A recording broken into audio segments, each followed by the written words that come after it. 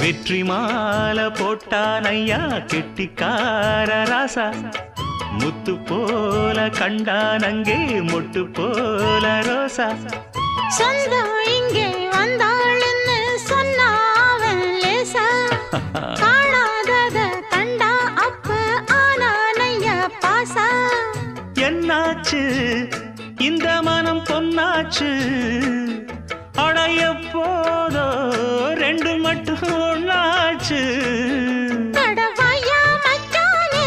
யோகா இப்போ உண்டாச்சு